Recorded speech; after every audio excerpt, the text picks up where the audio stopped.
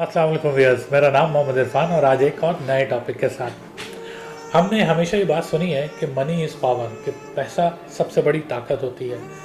But मैं कुछ ऐसी मिसालें दूंगा और उन मिसालों से साबित करूंगा कि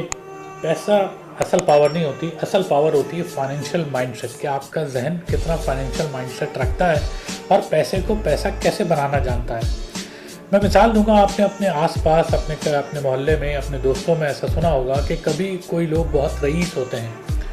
उन्होंने अपना एक बड़ा अच्छा वक्त गुजारा होता है और जब कुछ अरसे बाद, कुछ ज़माने बाद वो बिल्कुल ही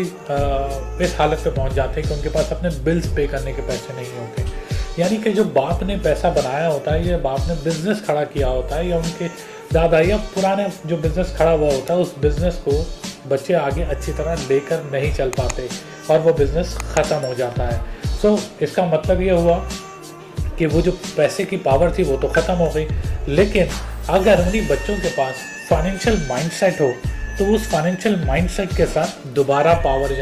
वो पैसा जनरेट कर सकते हैं और दोबारा वो पैसा कमा सकते हैं। तो एक बात तो बड़ी अच्छी तरह से क्लियर होती है कि जितना भी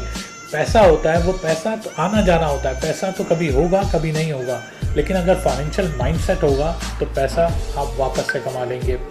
एक मिसाल दूंगा, एक और मिसाल के साथ समझाऊंगा कि अगर दुनिया की सारी दौलत, दुनिया की जितनी दौलत है, जितने अमीर लोगों की दौलत है, वो सारी दौलत को अगर इक्वली डिवाइड कर दिया जाए सब लोगों के दरमियान, तो आप देखेंगे कि अगले 3 से 4 साल में वो दौलत वापस सिमट के उन्हीं लोगों के पास चली जाएगी, क्योंकि उनके पास वो फाइनेंशियल माइंडसेट होता है, उनके पास वो फाइनेंशियल फ्रीडम, फाइनेंशियल थिंकिंग होती है, जिसके थ्रू वो बेसिकली